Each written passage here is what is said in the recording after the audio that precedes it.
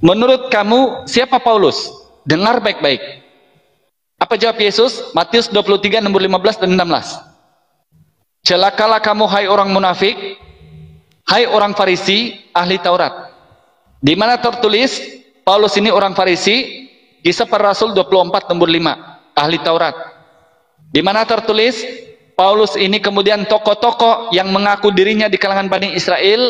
Kisah 18 nomor 13 atau di 1 Korintus 11 nomor 6. 1 Korintus 5 nomor 11. Sampai 25. Ketika dia mau ditumbak sama orang Roma, pantaskah kau membunuh orang Roma?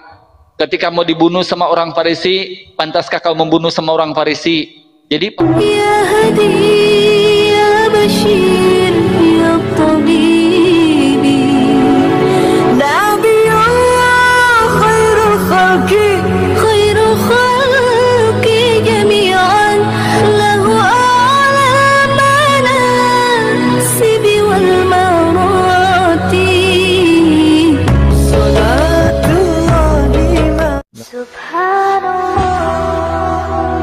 Bismillahirrahmanirrahim. Assalamualaikum warahmatullahi wabarakatuh. Kamu muslimin yang dirahmati Allah, semoga Allah senantiasa curahkan segala rahmat, segala nikmat yang berkepanjangan dan tiada kamu hujung dari dunia hingga akhirat insyaallah.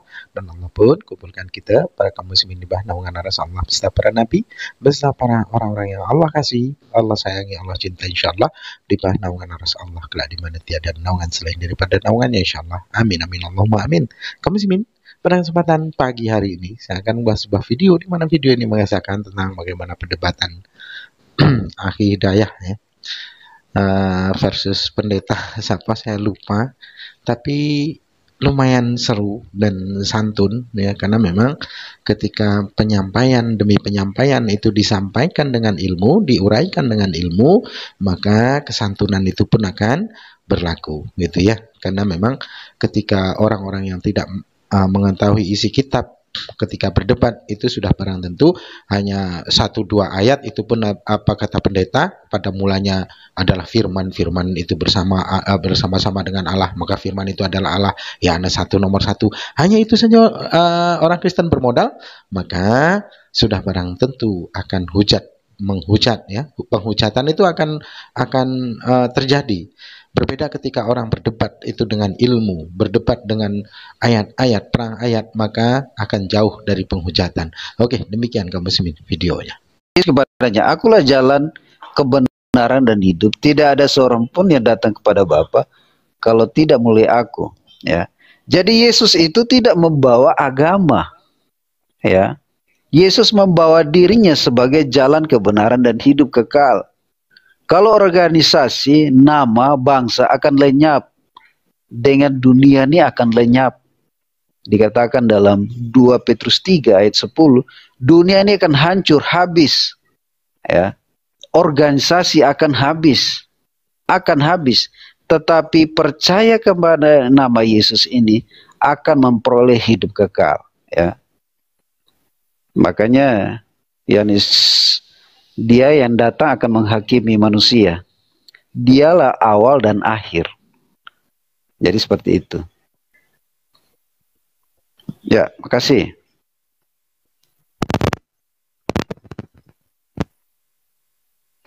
cek. Udah Pak Pendeta? Baik. Jadi tidak apa-apa Pak Pendeta ya, aku salut sama antum. Sorry kalau suaraku agak kasar, karena memang kami dalam berdakwah itu semangat. Bukan kami membantah Tuhan itu sejak baru kami bersukaria bernyanyi. Tapi giliran kami berdakwah harus keras, supaya pengajaran yang benar itu masuk meresapi di telinga-telinga yang tersumbat dengan dogma. Nah begini Pak Pendeta, dengar ya. Kalau kamu mengatakan Allah yang di Bible itu tidak sama dengan Allah, siapa bilang sama? Anda Kristen, saya Islam. Justru karena terselitnya di Bible itu Allah, maka kami yang keluar daripada Kristen karena tidak mau menuhankan Theos, yang itu adalah dewa, maka kami berislam. Namun sekarang, sungguh pun hanya dewa-dewa kemudian, dan ditambah dengan dewi, kok Pak Pendeta masih tidak masuk ke ajaran itu? Pak Pendeta sangat gamblang ayat ini. Inilah hidup yang kekal itu, bahwasanya mereka mengenal engkau satu-satunya dewa yang benar dan mengenali Yesus yang kau utus. Jadi lain kan? Kalau Allah memang lain. Tapi apakah begitu pengajaran Yesus? Saya ulang lagi. Yesus tidak pernah membaca Biblos, Pak Pendeta. Ya, ingat keberadaan Biblos itu di abad ke-9. Yesus itu abad pertama. Sebab itulah Tuhannya di Kristen itu, Pak Pendeta, di mana terletaknya Kristen, di situ nama Tuhannya ada. Bila terletak nanti di California yang nanti diubah nama negerinya Maradona, mungkin di situ namanya Maradona nanti. Coba lihatlah Anda sekarang. Ada 100% daging, ada 100% firman, ada 100% anak manusia, ada 100% ilahi. Itu bertempat dengan bahasa agama tersebut. Di mana agama itu berada. Tapi saya kembalikan dasar ini, Pak Pendeta. Begini ya. Kalau kamu mengatakan Yesus itu satu-satunya jalan, jalan kepada siapa dulu? Jalan kepada siapa? Apakah kepada pemakan babi? Tidak juga. Apakah kepada orang yang menuhankan Yesus? Tidak juga. Apakah kepada orang-orang yang bernyanyi? Tidak juga. Apakah kepada orang-orang yang menyambut Natal? Oh tidak. Berarti tidak kena mengena, Pak Pendeta. Apa kaitannya ketika Yesus memberi jaminan hidup yang kekal kepada Pak Pendeta dan Kristen? Disinilah kita membuka akal. Sebenarnya begini, Pak Pendeta. Sesuatu ajaran itu terlalu jauh kalau terus keselamatan. Makanya aku ini dari tadi aku singgung tentang agama dulu agar kamu paham. Satu-satunya agama yang ada dengan langsung namanya selamat ternyata hanya Islam. Apa yang paling utama dulu, Pak Pendeta? Lihat dari kitab itu apakah sama dengan praktisi. Islam sholat. Kenapa? Al-Jumu'ah ayat 9 jawabnya. Islam menuhankan Allah. Ayatnya Toha 20 ayat 14, Al-Anbiya ayat 92. Islam mengaku dia yang paling benar karena ayatnya ada di Al-Imran 19 atau Al-Imran 85 atau Al-Maidah ayat 3. Tiga konsep ini dulu, Pak Pendeta. Yesus Tuhan atau utusan Tuhan. Maka 2000 tahun diperdebatkan. Kristen ajaran Yesus atau ajaran Paulus. 2024 tahun diperdebatkan. Ke gereja hari Minggu dan semua praktisi yang ada di kekristenan itu ajaran Paulus atau ajaran Yesus. 2000 tahun diperdebatkan. Berarti kenapa kamu mengklaim Yesus Kristen? Jadi berangkat dari kitab itu kemudian baru kita uji. Benar tidak orang ini memberi keselamatan? Tadi awal-awal saya sudah membuat prolog bahwa di dalam 38.626 ayat 24 ayat di perjanjian baru PB itu hanya 2 perintah dari Yesus yang utama.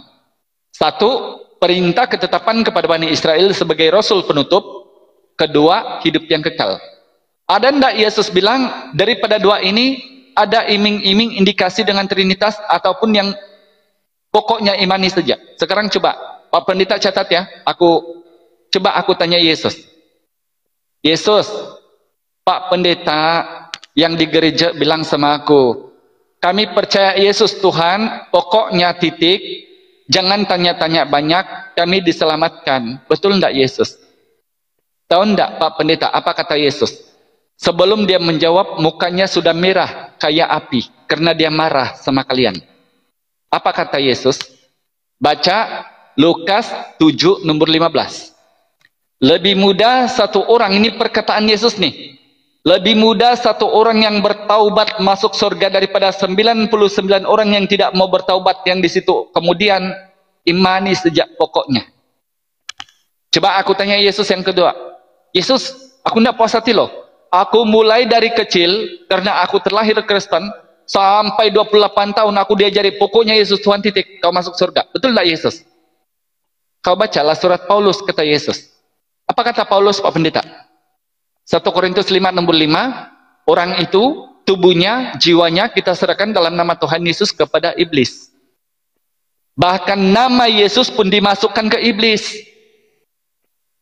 Apa kata Yesus? Matius 16:27. Anak manusia akan turun dalam kemuliaan Bapaknya, dia akan membalas setiap orang menurut perbuatan mereka. Lalu apa kata Paulus? Ada enggak Paulus bilang imani sejak pokoknya Yesus Tuhan? Ada enggak begitu? Enggak ada juga.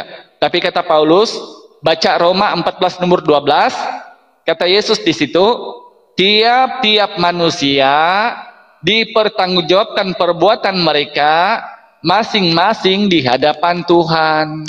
Ini kata Paulus loh Pak Pendeta. Jadi yang tadinya Pak Pendeta, yang pokoknya Yesus Tuhan titik itu adalah bagi kami ya, bagi aku sebagai orang yang mengkaji, mohon maaf, itu adalah penyesatan yang nyata.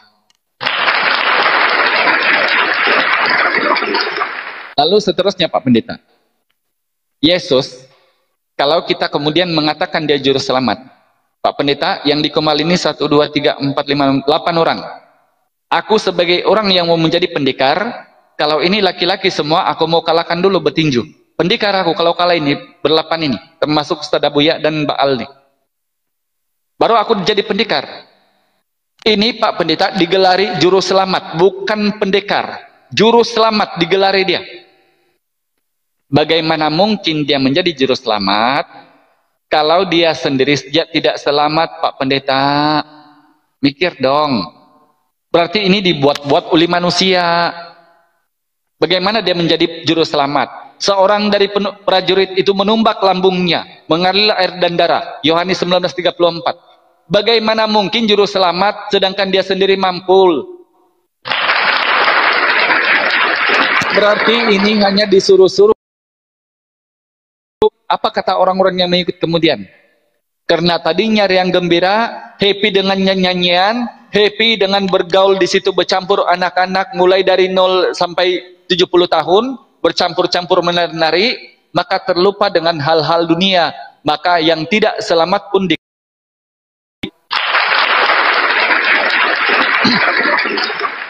Jadi Pak Pendeta, kalau mau meneruskan silakan, kalau mau memilih tema lain, aku rasa Pak Pendeta kesian nanti terlampau hancur. Kalau kayak gaduh-gaduh nanti kan, bagus Pak Pendeta memilih lagi tema yang lain. Kira-kira apalagi yang dikuasai sesudah keselamatan itu. Karena Islam itu jelas, berangkat dari nama saja Islam itu sudah selamat, apalagi ajarannya. Bahkan itulah sebabnya satu-satunya kitab di muka bumi yang tidak dapat diubah-ubah oleh manusia, karena itu dari Tuhan, Allah yang janjikan sama manusia. Inna nahnu nazalna zikra wa inna lahu lahafizun. Allah yang menjaga Al-Quran sehingga keselamatan yang tertuang di dalamnya kami terapkan juga sama Anda. Sebagai apa? Wa ma arsalnaka illa fatalinas. Sama Anda pun kami beri rahmat agar kamu kembali kepada fitrah ajaran Islam. Gitu Pak Pendeta. Lanjut. Oke, baik. Ya, Yesus itu mengajarkan kasih ya. Yesus mengajarkan kasih, bahkan nyawanya diberikan bagi kita ya, supaya kita beroleh keselamatan. Nah, Yohanes 10 ayat 10 katakan begini, aku datang supaya mereka mempunyai hidup. Hidup ini bukan bicara hidup di dunia, hidup di sorga. Yesus pernah datang ke bumi, dan Yesus pernah mati dan bangkit lagi pada hari yang ketiga. Dia memberikan nyawanya bagi kita sebagai tebusan, karena manusia telah jatuh dalam dosa dan hilang kemuliaan Allah ya. Manusia bingung cara keluar dari dosanya bagaimana. Nah, lewat darahnya dia menghapus dosa.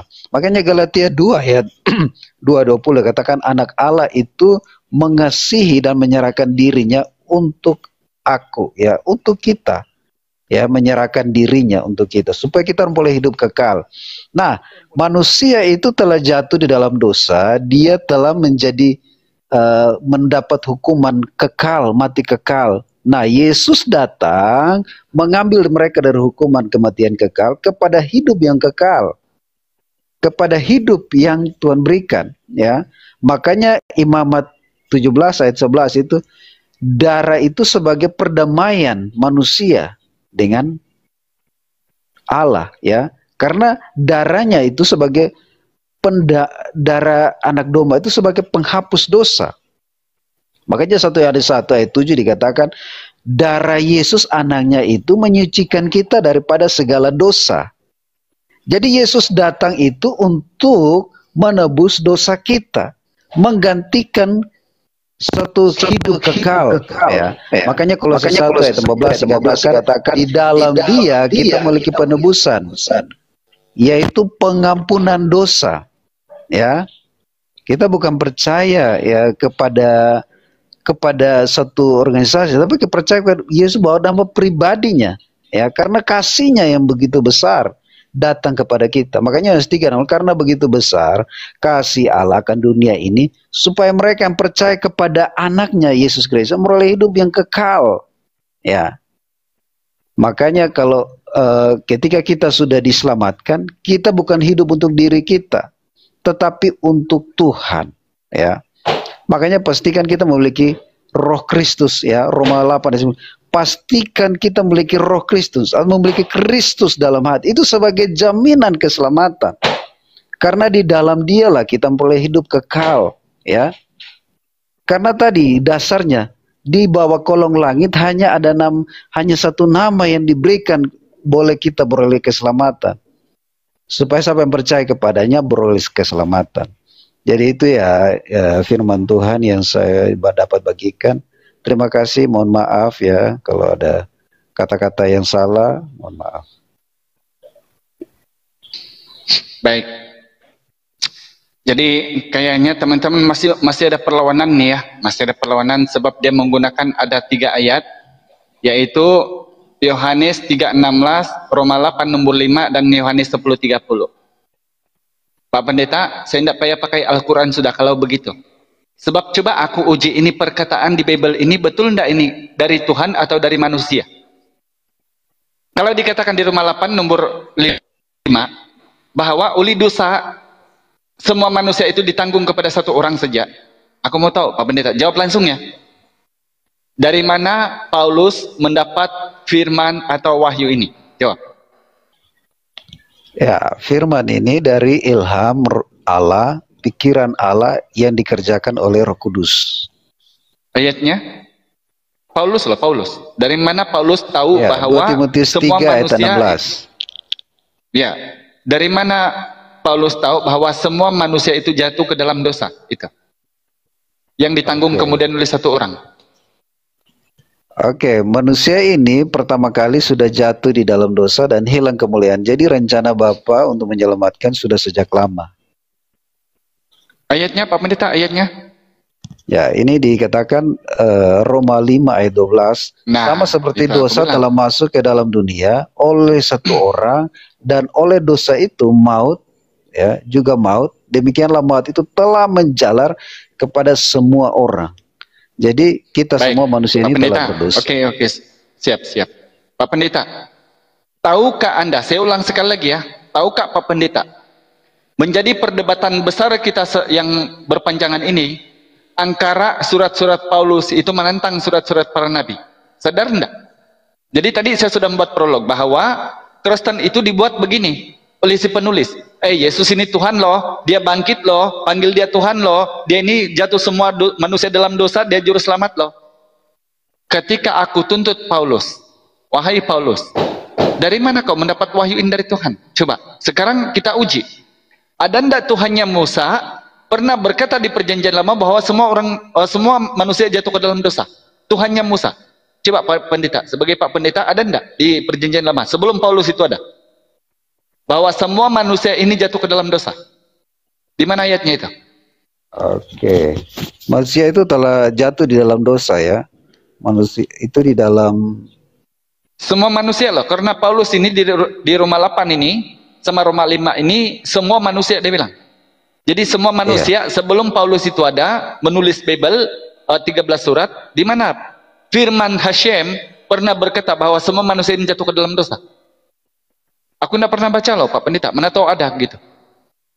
Iya, di kejadian di Mazmur 51 ayat 7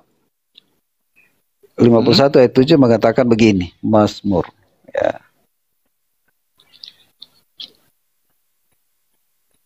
Mazmur 51 ayat 7.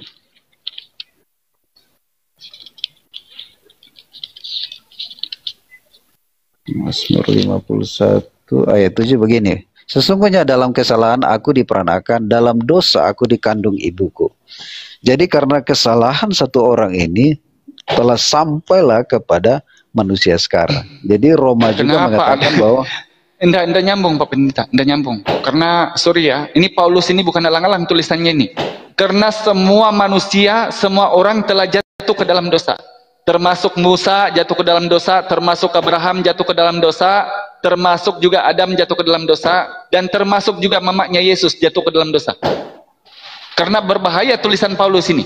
Dan ini yang diimani oleh miliaran Kristen di muka bumi ini, bahwa dengan karangan Paulus kemudian karena dosa banyak orang ditebus oleh satu orang.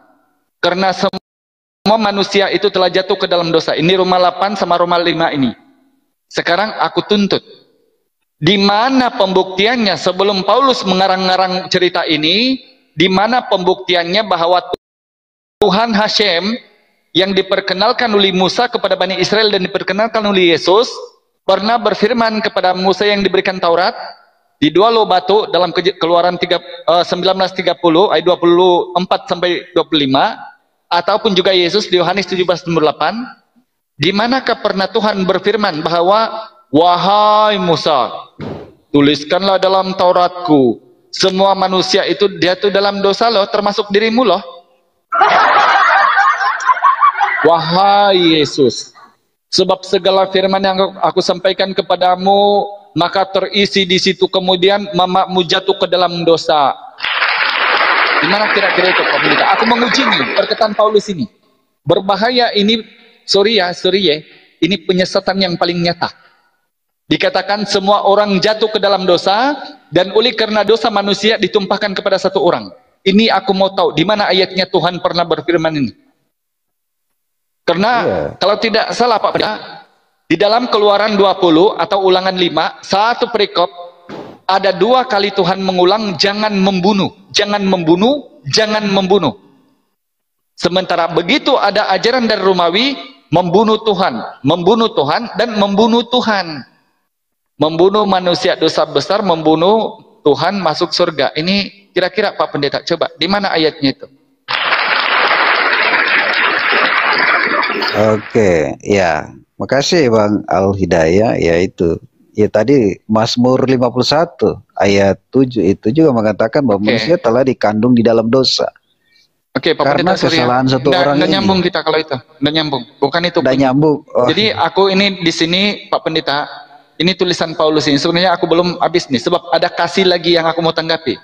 Ini baru tulisan Paulus yang aku mau tanggapi nih. Ada 2 poin di sini, yaitu narasi-narasi dari surat-surat Paulus ini, dan kemudian tentang kasih. Nah, aku mau uji ini. Sebelum aku ke Bible, aku silakan dulu Pak Pendeta Google sekarang perkataan Nabi orang Islam, perkataan Nabi Rasulullah baginda Muhammad SAW di dalam Al-Quran atau dalam hadis ada mengatakan bunuhlah dia di depan mataku. Coba Pak Pendeta Google sekarang kalau ketemu. Rasulullah bilang bahwa dia kemari dan bunuh dia depan mataku. Karena kami tidak pernah teriak dengan slogan kasih. Google sekarang Pak Pendeta, cari literasi di hadis atau di Al-Quran. Rasulullah pernah bersabda, bunuhlah manusia ini depan mataku. Ini kedua tentang hukum kasih. Ternyata yang satu tadi benar kawan-kawan, ini hanyalah karangan-karangan Paulus. Yang mana, kenapa aku bilang karangan? Pertama, Tuhan yang diperkenalkan oleh Musa, diperkenalkan oleh Nabi Daud, diperkenalkan oleh Yesus, tidak pernah berfirman bahwa semua itu telah jatuh ke dalam dosa. Ya, enggak pernah. Dan tidak akan ada pernah. Tapi buli-bulinya dengan surat Paulus kemudian dikatakan semua manusia telah jatuh ke dalam dosa. Siapa manusia? Termasuk Abraham, termasuk Musa. Tuhan berfirman dalam Kejadian 12 nomor 3, aku mengutuk orang-orang yang mengutuk engkau Abraham, dan aku memberkati orang-orang yang memberkati engkau. Ternyata terkutuknya Paulus dan Kristen karena ayat Kejadian 12 nomor 3. Satu. Yang kedua Pak Pendeta, kalau tidak ada kamu temukan kemudian di dalam Al-Quran atau hadis, Rasulullah pernah bersabda, angkatan yang jahat ini yang tidak suka aku menjadi rajanya, bawalah dia kemari dan bunuhlah dia di hadapan mataku. Apa yang terjadi dengan Yesus yang kamu bilang slogan kasih? Tahukah Anda bahwa Yesus pernah mengatakan, angkatan yang jahat ini yang tidak suka aku menjadi rajanya, bawalah dia kemari dan bunuhlah dia di hadapan mataku. Lukas 19:27. Kenapa ada demikian, Al-Hidayah? Sebab Bible itu karangan manusia. Ada apa, pendeta? Silakan di Google sekarang ayat Al-Quran atau hadis Rasulullah pernah bersabda, manusia bunuh depan mataku. Kalau tiada, hentikan slogan kasih, karena ternyata itu tipu-tipu saja. Silakan. Oke, ya, saya tidak capek cuma satu, jadi kalau saya pencarian saya takut jatuh. Oh ya gitu ya. Jadi tidak ada Pak Pendeta. Tidak ada itu. Kalau hadis jadi, pertama, saya bukan kenapa pegang, saya bukan apologet, saya pemberita firman saja. Kalau apologet apologet mereka tahu, tapi saya pemberita firman. Ya. Oke, saya lanjutkan ya. Pertama aku mau kasih tahu sama Anda ya, Al-Quran itu bukan perkataan Nabi. Al-Quran itu wahyu Tuhan. Makanya teman-teman itu mimpi di siang bolong, kalau tiba-tiba ada wahyu atau perkataan sabda Nabi dalam Al-Quran itu satu baris. Apalagi hadis. Hadis itu walaupun itu keterangan-keterangan hanya dengan mengisi Rasulullah, tapi ingat, gelarnya Rasulullah ini saja di kalangan kaumnya di Bani Arab pun sudah dipanggil Al-Amin, orang yang terpercaya. Jadi tidak mungkin dia pernah ajarkan membunuh. Tapi bagaimana dengan Yesus? Begitu Kristen di seluruh dunia ini ditanya, apa sih yang kamu ikut sebagai Kristen dengan Yesus? Sadarkah Anda bahwa teriakan slogan kasih ini adalah satu-satunya hal yang paling memalukan? Kenapa? Begitu dia bilang slogan kasih, Al-Hidayah, ya, tahukah kamu bahwa menjajah Asia ini, umumnya Malaysia dan Indonesia, dijajah oleh Kristen? Tahukah kamu? Tahu. Al-Hidayah, ya. Tahukah kamu bahwa teriakan slogan kasih itu hanya dikarang-karang oleh manusia? Kenapa? Sebab yang tadinya dibilang manusia pengasih, menyuruh membunuh depan matanya. Jadi dua hal ini Pak Pendeta agak kayak liar, aku bilang liar. Jadi bagaimana Pak Pendeta, mau diteruskan lagi atau mencari mungkin sesuatu lagi yang dikuasai gitu? Mungkin karena mungkin tema-tema yang seperti ajaran-ajaran kah, atau bagaimana memperjelas Trinitas kah gitu. Silakan. Oke, saya selesaikan dulu materi saya hidup kekal dulu ini. Nanti, baru saya tutup. Saya juga ada persiapan untuk pelayanan esok hari, jadi saya nanti. Oke, baik. Oke, Roma 3:23 dikatakan begini, karena semua orang telah berbuat dosa dan telah kehilangan kemuliaan. Ada dasarnya karena manusia itu satu orang pernah jatuh di dalam dosa, dan kejatuhan manusia itu dinubuatkan bahwa ada satu perempuan yang akan mengalahkan kelahiran seorang anak akan mengalahkan si ular tua itu, si iblis itu. Makanya manusia ini telah jatuh, telah kehilangan kemuliaan Allah, rupa Allah ya. Makanya kalau malaikat jatuh, iblis Tuhan buang ya. Tetapi kalau manusia jatuh, Allah turun dari sorga mencari. Nah, 1 Timotius 2 ayat 5 dikatakan, karena Allah itu esa, dan esa pula dia menjadikan perantara antara Allah dan manusia, yaitu manusia Kristus Yesus. Nah, Allah dan Yesus itu esa, satu. Nah, siapa Yesus ini? Dialah yang turun ke bumi menjadi manusia, ya, mempersatukan manusia dengan Allah. Nah, ia sanggup menyelamatkan hidup kita. Ya, ia sanggup, orang yang percaya kepadanya tidak binasa atau Alkitab, karena ia sanggup menyelamatkan semua orang yang datang kepada Yesus, ya, kepada Allah, ya. Nah, barang siapa yang percaya kepadanya, dia tidak akan dibuang, kata Yohanes 6 ayat 37, ya. Nah, perlu kita sadar dan bertobat. Kisah Para Rasul 3:9, kita perlu sadar dan bertobat, dan dosamu akan dihapus, ya. Alkitab katakan sadar, ya, karena dia yang turun dari sorga menghapus dosa kita. Nah, betapa sabarnya Tuhan itu menunggu kita. 2 Petrus 3 ayat 9 dikatakan, Ia sabar terhadap kamu menghendaki supaya jangan ada yang binasa. Itulah isi hati Tuhan. Jangan ada yang binasa. Ya, manusia tidak bisa menceritakan binasa ini. Tuhan yang menceritakan karena dia tahu arah hidup manusia itu kepada kebinasaan kekal. Maka dia perlu turun dari sorga dan semua yang percaya dan berbalik dan bertobat. Maka jika kita mengaku, 1 Yohanes 1 ayat 9, jika kita mengaku dosa kita, maka Ia akan mengampuni segala dosa kita. Jadi itulah firman Tuhan yang saya dapat bagikan. Mohon maaf kalau ada kata-kata yang salah. Tuhan Yesus menolong kita. Terima kasih. Baik, Pak Pendeta, karena masih lagi berbelit di situ, ini mungkin penebuk yang paling terakhir ini. Pendeta, Yesus itu menurut Anda berdosa tidak? Yesus itu. Menurut Anda berdosa tidak Yesus ini? Berdosa. Ya, Yesus tidak berdosa. Dosa.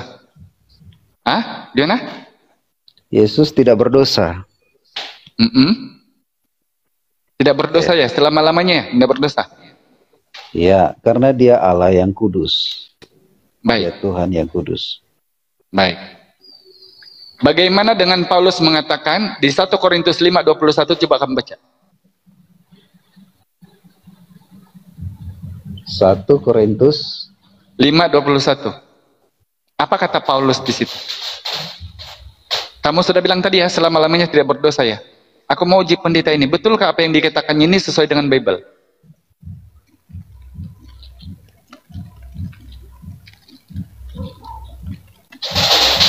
Istihad itu. 1 Korintus 5 ayat 1 Korintus 5:21. 1 Korintus 5:21. Wah, tidak sampai, cuma 13 ini. Ah? 1 Korintus 5. Iya. Atau di Lukas ini, Lukas 15 aja lah, 16 sampai 18.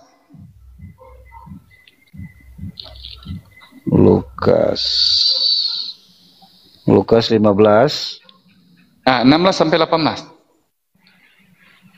16 sampai dengan 19 ya. Lalu ia ingin mengisi perutnya dengan ampas yang menjadi makanan babi. Lukas 15. Ya. 16 sampai 18. Tetapi tidak seorang pun yang berikan kepadanya. Lalu menyadari keadaannya, katanya, betapa banyaknya orang upahan Bapakku dan berlimpah-limpah makannya. Tetapi aku di sini mati kelaparan. Aku akan bangkit dan pergi kepada Bapakku dan berkata kepadanya, Bapa, aku telah berdosa terhadap sorga, terhadap Bapa. Oke, sudah. Menurut ayat itu Yesus bilang apa? Dia tidak berdosa atau dia berdosa? Oh iya. Ini tentang perumpamaan anak yang hilang ya. Ini perumpamaan anak yang hilang. Salah tafsir, salah menyampaikan ya. Maksudnya? Itu perumpamaan tentang anak yang hilang. Oh, jadi kalau ada ayat Yesus yang begini, ini perumpamaannya. Yang tidak ada, yang dari ayat Paulus langsung tafsir betul, begitu ya? Ini perumpamaan tentang anak yang hilang. Ya, ini baca judulnya perumpamaan tentang anak yang hilang. Jadi sekarang di mana Yesus bilang bahwa dia tidak berdosa? Itu ada timbang baliknya kan? Kalau dia sudah mengaku, dia bilang dia berdosa, tapi kamu bilang dia tidak berdosa, pasti ada ayatnya dong. Yesus bilang ya, aku tidak mau Paulus bilang. Yesus bilang, karena ini jujur sudah Yesus. Dia bilang, ya Bapak, aku akan pergi kepada Bapak. Siapakah manusia yang pergi kepada Bapak itu? Selain daripada Yesus? Tidak ada. Jadi, kalau sudah ada pengakuan dari Yesus yang begini, aku minta kemudian pengakuan Yesus seperti Pak Pendeta, bahwa dia tidak berdosa. Aku tidak mau dari Paulus, dari Yesus. Oke. Ini tentang perumpamaan. Yesus mengajar tentang seorang perumpamaan tentang anak yang hilang. Ya, ini kalau kita baca, ini kata bungsu kepada ayahnya, Bapa berikan kepadaku. Ini Yesus berkata, ada seorang yang mempunyai 2 orang anak. Ya, kata yang bungsu kepada ayahnya, Bapa berikanlah kepadaku bagian harta milik kita yang menjadi hakku. Lalu ayahnya membagikan harta kekayaan itu kepada antara mereka. Ayat 3, berapa hari kemudian anak bungsu itu menjual seluruh bagiannya itu lalu pergi ke negeri yang jauh.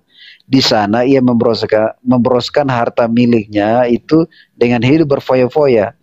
Setelah dihabisnya semuanya itu timbullah bencana kelaparan di negeri itu dan ia pun mulai melarat.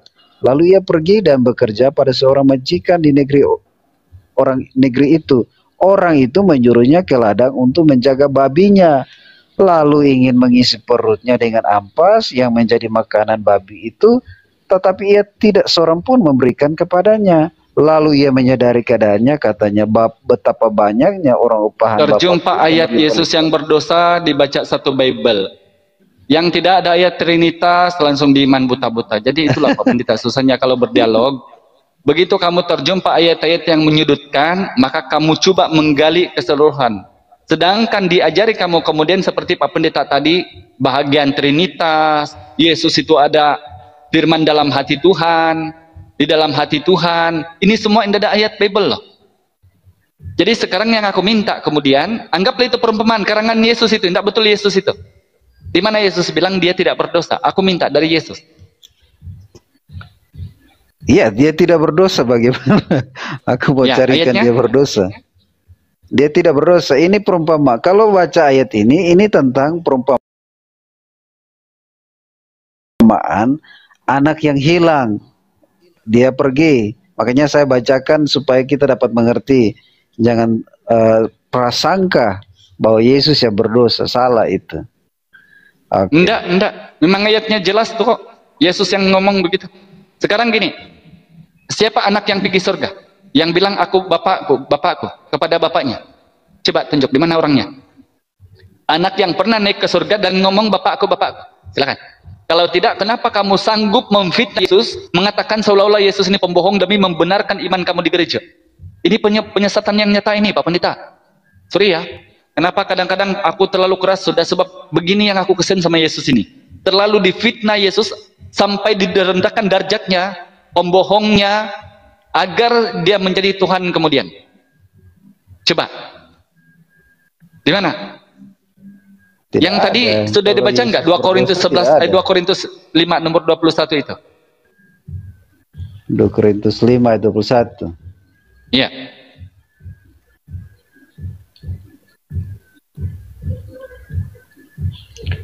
Dua Korintus 5 ayat 21.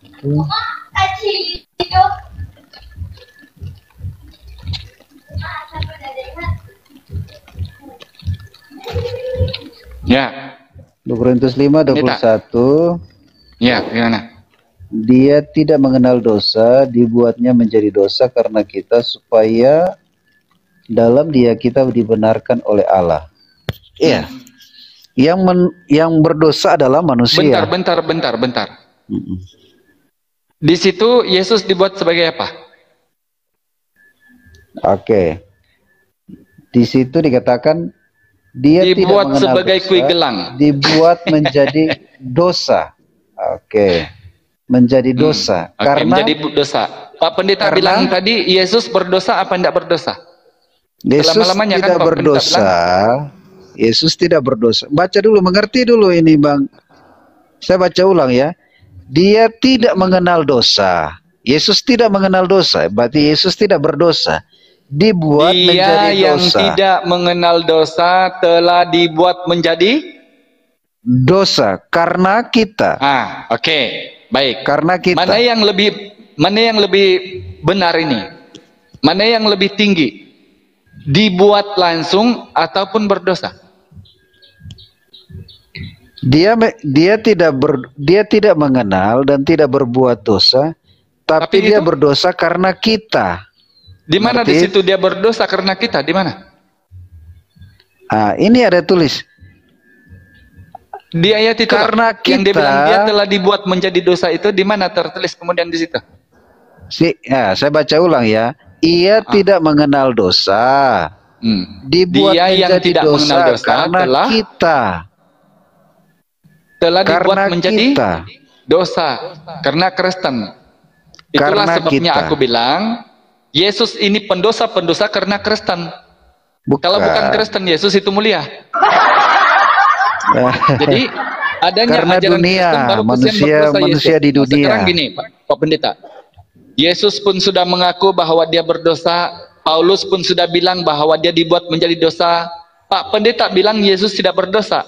Daripada tiga ini, Paulus, Yesus, dan Pendeta, kira-kira yang mana yang betul?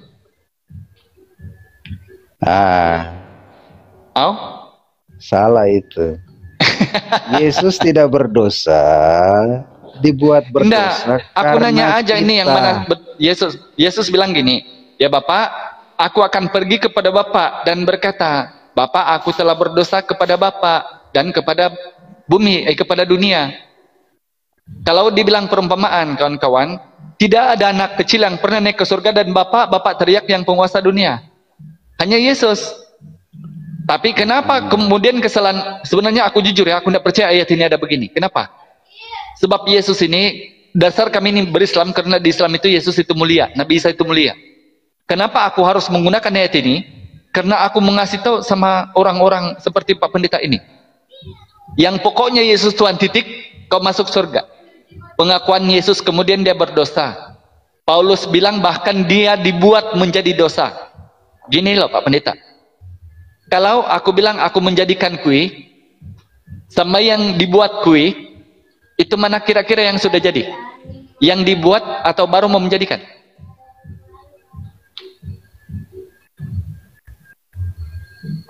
Jadi harus mengerti dulu Bang Al-Hidayah. Iya, oke. Kasih mengerti saya coba. Yang dibuat Jadi menjadi dosa sama orang yang berdosa, mana yang lebih tidak mengenal berdosa? dosa, tetapi karena kitalah yang berdosa, dia menanggung dosa kita. Di mana di ayat itu dia menanggung? Kenapa kamu tambah-tambah?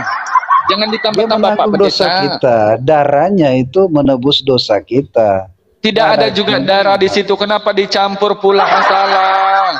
Makanya Bang Hidayah, Dia yang tidak mengenal dosa telah dibuat menjadi dosa. Tidak ada menampung, menanggung, menumpul di situ, tidak ada. Mendara, mendiri, tidak ada. Jadi sebab itulah tadi aku nanya, kalau saya baru mau buat kue atau saya membeli kue yang sudah terbuat, itu mana yang lebih berdosa? Menurut ayat itu sudah dibuat menjadi dosa, kata Pak Pendeta. Yesus tidak berdosa. Kenapa? Sebab ingin dituhankan. Jadi gini loh Bang, kita yang percaya kepada Tuhan itu dibenarkan karena dengan percaya kepada anaknya Yesus Kristus, kita percaya sebagai apa Pak Pendeta? Percaya sebagai apa? Sebagai Tuhan. Roma 10 ayat 9. Ya, dikatakan 2 Yohanes 1 jika kamu mengaku dengan mulut coba baca. Bahwa Yesus adalah Tuhan dan percaya dalam hatimu bahwa Allah telah membangkitkan dia dari antara orang mati, maka kamu akan diselamat. Nah, gitu.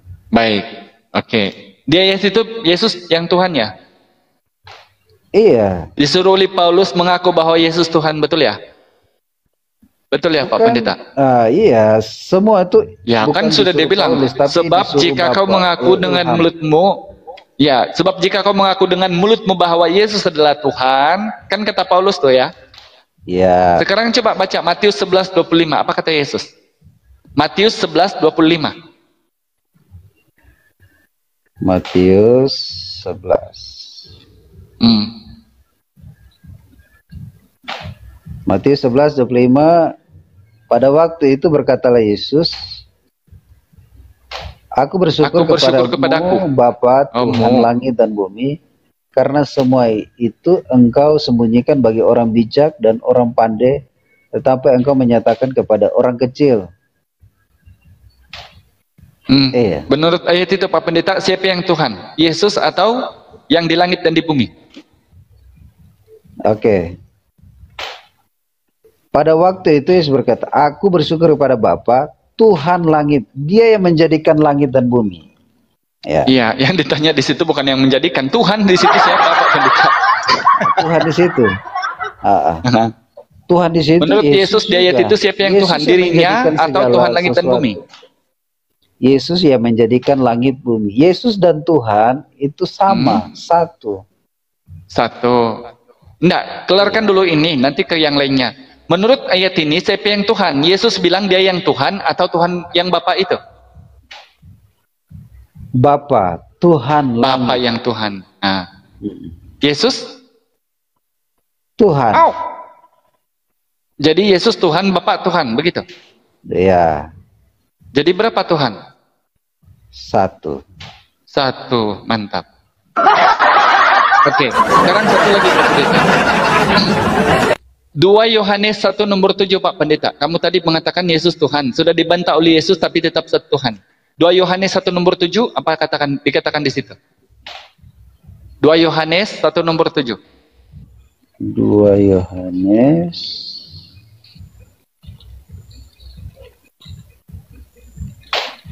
Yohanes 1 ayat 7.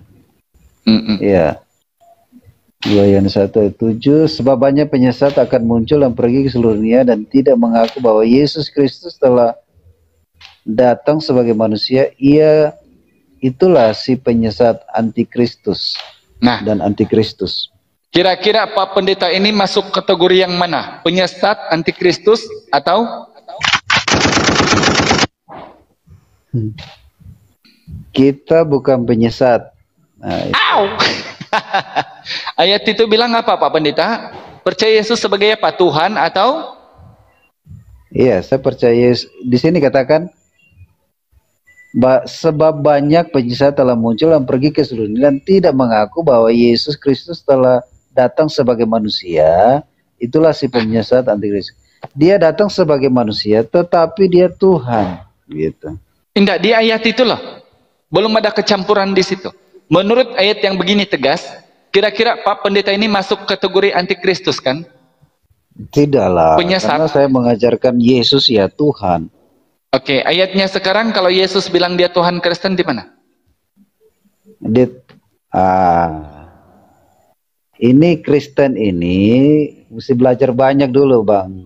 Baik. Mesti tahu. Tapi aku minta ayatnya Bang, tidak usah ke doktrin Bang, Pak Pendeta, sorry ya. Tidak usah doktrin kita.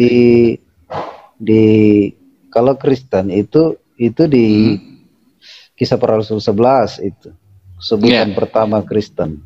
Gitu. Jadi Yesus Tuhan Kristen itu di mana ayat? Berapa kali sih Kristen disebut di Bible itu Pak Pendeta? Pak Pendeta tahu enggak? Kalau enggak salah 2 kali ya atau 3 kali. Saya sudah lupa. Saya bukan penghafal. Iya, baik. Jadi Yesus Tuhan Kristen kira-kira mana ayatnya Pak Pendeta? Tadi sudah dikasih tahu oleh Yesus bahwa yang Tuhan itu adalah Bapa, bukan dia. Sudah juga dikasih tahu oleh Yohanes bahwa antikristus penyesat yang tidak mengaku Yesus telah datang sebagai manusia bukan Tuhan. Sekarang di mana kemudian pengakuan Yesus bahwa dia Tuhan Kristen seperti yang disuruh sama Paulus tadi?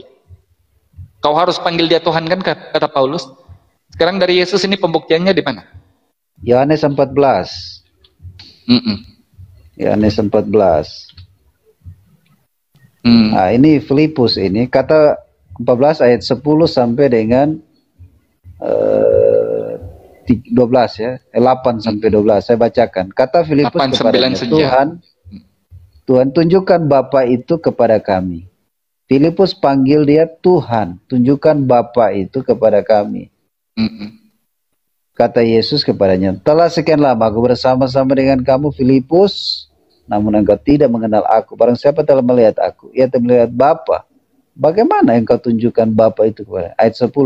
Tidak percayakah engkau bahwa aku di dalam Bapa, Bapa dalam aku? Gitu. Sekarang Yesus coba baca Yohanes 5:26. Yohanes 5:26 coba apa kata Yesus? Yohanes 5 ayat 26. Tadi dia bilang, barang siapa melihat aku telah melihat Bapa, kan Bapa dalam aku kata Yesus. Apa katanya ayat di situ? Ayat 26. Sebab sama seperti Bapa mempunyai hidup dalam dirinya sendiri, demikian juga diberikannya anak mempunyai hidup dalam dirinya sendiri. Nah, di situ kok masing-masing Pak Pendeta, ini ada yang bercampur kayak gaduh-gaduh di situ.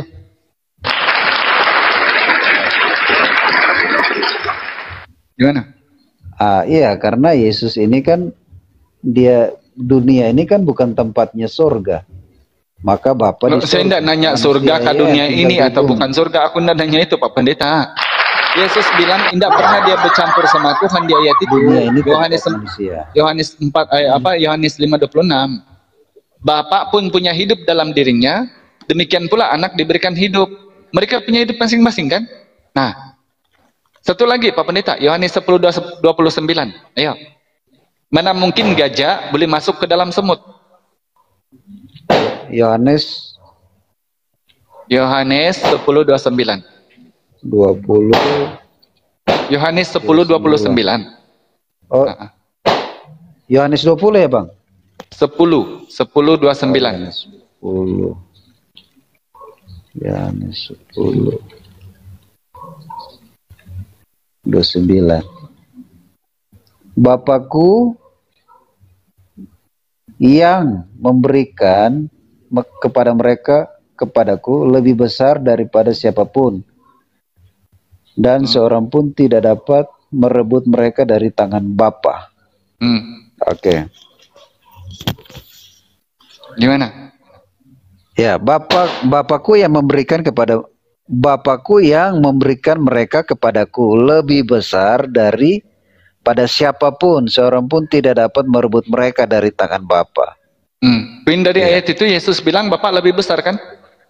Dari siapapun, termasuk dia berarti. Bapak lebih besar daripada dia.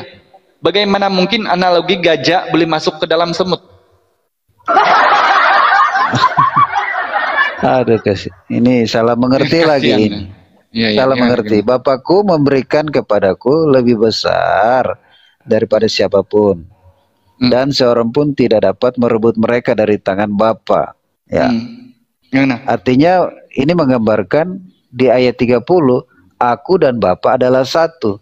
Jadi bagi mereka yang sudah ada di dalam tangan Bapa, itu sama di dalam tangan kuasanya Tuhan. Jadi tidak ada yang dapat merebut mereka, gitu. Oke, Pak Pendeta, sekarang tadi aku sudah mengutip ayat-ayat yang memisahkan Yesus dengan Bapa, tapi kamu berusaha untuk mendudukkan Yesus dan Bapa satu. Coba sekarang kalau aku coba ikut pula, aku dan Bapa adalah satu. Bapa itu ternyata laki-laki, Pak Pendeta ya? Oke, ya. Oke, Bapak laki-laki. Kalau Bapak itu laki-laki. Jadi siapa yang menciptakan Maria ini, Pak Pendeta? Yesus. Ya, Tuhanlah yang menciptakan segala sesuatu. Bukan Yesus. Ya. Yesus yang ciptakan Maria ya, betul ya? Ya, Tuhanlah. Oke, baik. Jadi Tuhan pernah ke dalam rahimnya Maria selama 9 bulan gitu? Iya. Oke. Setelah kemudian Tuhan dilahirkan oleh Maria, Tuhan harus dikasih makan sama manusia gitu ya? Kan Maria susuin dia, suapin dia bubur, nggak mungkin nggak dikasih makan tuh anak manusia itu. Menurut Pak Pendeta masuk akal nggak ajaran nih? Di mana-mana ajaran yang namanya Tuhan itu memberi hidup sama makhluk. Sebab itulah kalau di Islam ada hadis begini Pak Pendeta. Ketika Nabi Sulaiman itu dalam sirah Nabawiyah, Nabi Sulaiman ini meminta izin sama Allah. Satu hari saja dia memberi makan semua makhluk yang di bumi ini. Maka dipanggillah 7.000 dayang memasak. Allah sudah berfirman, kamu tidak akan mampu, wahai Sulaiman. Tapi indah, Sulaiman ini tetap berkeras. Dia mau mencoba, apakah dia mampu memberi makan semua penduduk bumi. Satu hari saja. Dalam satu gunung besar, makanan itu hanya satu ikan yang melahap, habis. Bagaimana mungkin Pak Pendeta? Tuhan yang boleh memberi makan bermiliaran juta manusia di muka bumi. Termasuk yang buta, termasuk yang tiada tangan pun makan karena rezeki Allah. Bagaimana mungkin konsep Tuhan yang Maha Pencipta ini dijadikan manusia diberi makan sama ciptaannya? Nauzubillahi min dzalik. Sebab itulah Allah di dalam Al-Quran itu menitik beratkan tentang akal. Ketika dikonsepkan kemudian Maria mengandung Tuhan, di dalam kitab saudara tertulis 2 Tawarik 2 nomor 6, tidak pantas bagi Allah berdiam bersama manusia di atas bumi, karena langit yang mengatasi langit pun tidak dapat memuat Tuhan, kata Bible Anda. Karena apa? Bilangan 23:19 Allah bukan manusia. Hosea 11 nomor 9 Allah bukan manusia. 1 Samuel 15:29 Allah bukan manusia. Bahkan Yesus bilang kamu tidak pernah mendengar suaranya dan rupanya pun tidak pernah kamu lihat. Yohanes 5:37. Bagaimana mungkin mengikut konsepnya di ajaran Bapak ini? Sorry ya, aku tidak lagi menyebut karena nanti takutnya kita agak kedengaran gelo. Konsep ajaran Bapak ini, Tuhan yang maha kuasa, maha besar, maha tinggi lagi maha mulia, dijadikan manusia, diperanakan oleh ciptaannya, diberi makan, dikasih minum, dan diajari berjalan, diajar pula bercakap. Padahal ini adalah sang pencipta. Ini konsep sangat di luar nalar. Bagi apa? Orang-orang yang Pendeta, cuman saya mau bilang sama Anda Pak Pendeta, sudah jelas. Satu, Yesus tidak kenal Kristen. Kenapa? Lihat ajaran praktisi Anda di gereja, seperti apa yang kamu sedang praktikan sekarang, tidak ada di Bible Anda tertulis. Kedua, bukti Yesus tidak pernah Kristen, karena Yesus yang diutus di tengah-tengah Bani Israel, Kristen hanya kemudian berpusatnya di Roma, dibawa masuk oleh Belanda ke Asia. Yang ketiga, poin Yesus bukan Kristen. Tuhan yang diperkenalkan oleh Yesus itu adalah satu-satunya tauhid, sementara Tuhan Bapa adalah Tritunggal, bahkan ada pula manusia 100%. Berarti 3 poin ini, Yesus maupun kamu slogan kasih maupun slogan kamu juru selamat, Yesus jawabnya apa? Aku tidak pernah mengenal kamu, niahlah dari hadapanku, kamu sekalian pembuat kejahatan. Matius 7:23. Kira-kira itu Pak Pendeta. Lanjut. Oke. Baik. Jadi gini, di Filipi 2 ayat 6 ya, siapa Yesus ini ya? Dialah Tuhan yang turun ke bumi. Dikatakan juga dalam Yohanes 1 ayat 1, pada mulanya ada firman, firman itu bersama-sama dengan Allah, dan firman itu telah menjadi manusia, firman turun ke bumi menjadi sama dengan manusia. Nah, firman ini ayat Filipi 2 ayat 6 dikatakan yang walaupun dalam rupa Allah tidak menganggap setara dengan Allah itu sebagai milik yang harus dipertahankan, melainkan telah mengosongkan dirinya, mengambil rupa seorang hamba dan menjadi sama dengan manusia. Di dalam keadaan sebagai manusia, kita dengar baik, dalam keadaan sebagai manusia ia telah merendahkan dirinya dan taat sampai mati, bahkan mati di kayu salib. Ketaatan dia mati sampai kayu salib karena dia mau semua orang yang percaya kepadanya tidak binasa tetapi memperoleh hidup yang kekal. Nah, itulah sebabnya Allah sangat meninggikan dia dan mengaruniakan kepadanya nama di atas segala nama. Nama ini berkuasa di mana? Di sorga, di bumi, dan di bawah bumi. Nama ini berkuasa. Makanya kami kalau mengusir setan pakai nama ini, dalam nama Yesus, setan lari karena nama ini berkuasa. Dengan darah Yesus kita disembuhkan. Darahnya itu menyembuhkan kita, darahnya itu mengampuni kita. Kiranya itu yang saya boleh dapat bagikan. Terima kasih diskusinya Pak Alhuida. Ya, mohon maaf kalau ada kata-kata yang salah. Oke, Pak Pendeta, mungkin sebelum diakhiri, sebelum Pak Pendeta istirahat, sesi tanya jawab. Nggak apa-apa ya, barangkali Pak Pendeta boleh bertanya 2 pertanyaan dan ya silakan Pak Pendeta mau nanya, silakan. Pak Pendeta aja. Oke. Silakan. Oke, apa yang membuat Bang Alhiad Hidayah ini tidak suka dengan Paulus ya? Itu aja. Mantap. Satu lagi Pak Pendeta. Yang satu kedua, lagi. Apakah Isa yang diajarkan oleh Islam dengan Yesus itu sama atau berbeda? Itu. Baik. Oke, terima kasih Pak Pendeta. Silakan Fadol Kanda. Teman-teman sambil di tap saudaraku, ayolah. Masa ini dari tadi 80k saja ya, tap saudara biar kuat komalnya. Lanjutkan. Baik. Bismillahirrahmanirrahim. Pertama, sahabat dulu, tamu baru sebentar. Oke, dilanjut aja dulu. Silakan. Oke.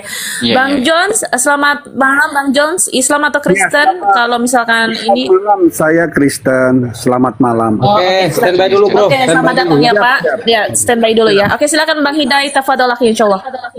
Baik. Jadi Pak Pendeta, untuk pengetahuan Anda, kami dilarang sama Allah membenci keyakinan lain. Kami tidak benci dengan siapapun. Tapi yang membenci Paulus itu adalah Yesus, bukan saya. Catat Pak Pendeta. Ini bagus kamu nanya ini supaya jemaat-jemaat yang ada di bawah terdengar. Siapa Paulus menurut Yesus? Jadi yang benci Paulus itu bukan kami. Karena Islam itu rahmat, harus kasih kepada manusia. Wahablu minallah, wahablu minan nas. Tapi dengarkan baik-baik apa kata Yesus. Yesus, aku tanya nih, menurut kamu siapa Paulus? Dengar baik-baik. Apa jawab Yesus? Matius 23 nomor 15 dan 16. Celakalah kamu hai orang munafik, hai orang Farisi, ahli Taurat. Di mana tertulis Paulus ini orang Farisi? Kisah Para Rasul 24 nomor 5, ahli Taurat. Di mana tertulis Paulus ini kemudian tokoh-tokoh yang mengaku dirinya di kalangan Bani Israel?